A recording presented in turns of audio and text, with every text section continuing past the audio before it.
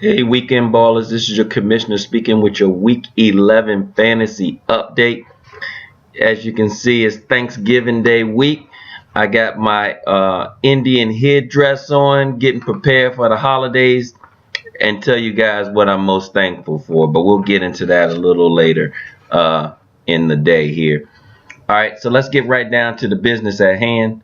The MJ Award goes out to Black Sheep.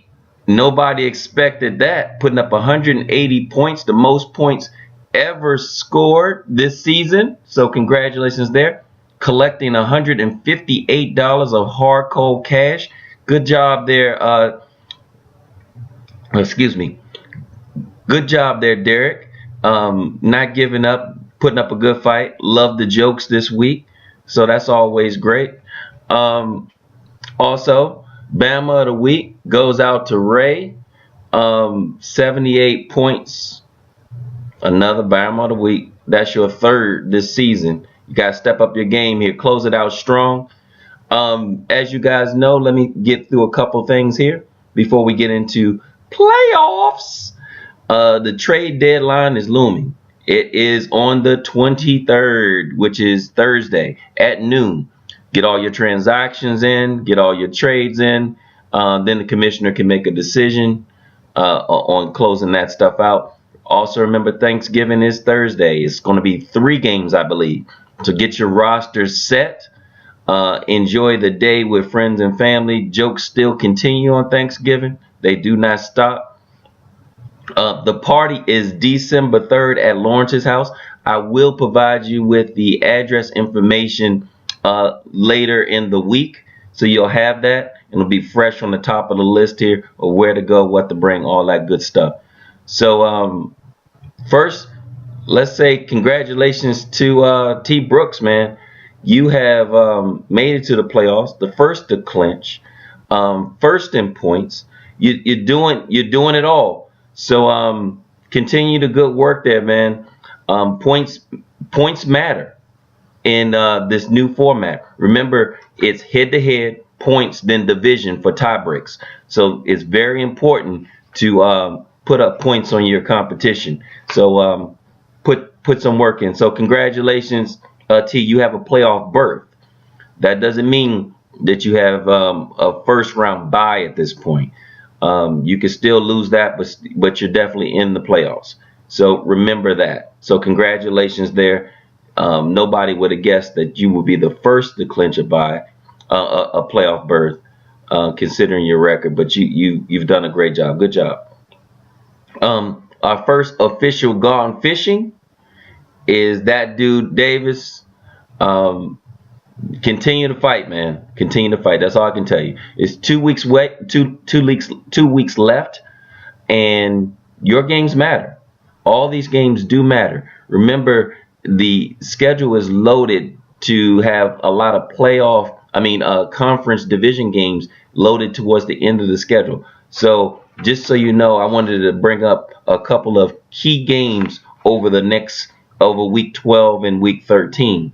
Browns versus Brooks, which is going to be a barn burner, and is going to decide a lot of things. Dorset fan and 6 rings. That's going to decide a division as well. Crossovers versus Gridiron. We've already seen the banter talk already, so you know that's going to be a big game as well. Week 13, Green Machine and 6 rings. Dolphins Fins versus the Browns, and Bowie Showstoppers and Gridiron. Those 6 games are going to be huge over the next 2 weeks. So remember, most teams we have. Let me count here: 1, 2, 3, 4, 5, 6, 7, 8, 9 teams that I believe have a legitimate chance of securing 6 spots. So 3 teams are going to be sour. The Warriors and Black Sheep need a lot of help to be able to do it. So it's a combination of points with all the division tie breaks and things. It'll be very difficult for you guys to make the playoffs. Not completely impossible, but didn't want to go through all the permutations at this point. So I'll go through those all the permutations for those types of teams at the end of week 12. Guys, hopefully everybody has been enjoying the season, and I've had a great time. A number of new scenarios have come up. It also has been a little interest around fantasy basketball, even if it's daily.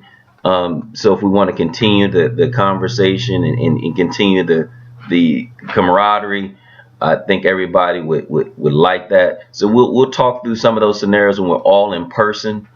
We have a number of opportunities to continue throughout the season, and more events. We need to get back to quarterly events, or at least 2 to 3 events during the season.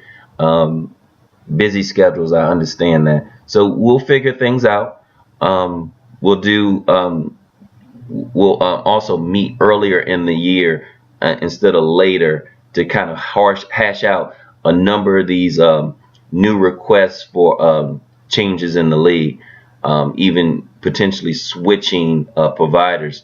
The only reservation I have there is losing that history that we've put in for 9 years in the system, where we can always go back and see some of the beat downs, or some of the trophies, or some of the other things that we kind of look back and enjoy from time to time, where people can kind of do their own research. We'll start talking about dues and all that stuff to kind of close out the season towards the end of the season here. Only person I'm really need to chase down is probably Lawrence, considering he's over 120 moves, costly moves. So and he still might miss the playoffs, but that's on another note. So continue to fight, guys. And as I say, well, I don't always say this. I want to tell you guys, I'm so thankful for this league. I'm thankful for the friendship and the camaraderie that we've had over this time and before that. This gives us an opportunity to stay connected, even though we're in different paths and headed different ways throughout the day. So I'm thankful for that. For Thanksgiving, I'm thankful I put a smackdown on that dude Davis, and I'm thankful that I'm gonna win this goddamn trophy this year. So with that being said, if you're out on your bike, do wear white.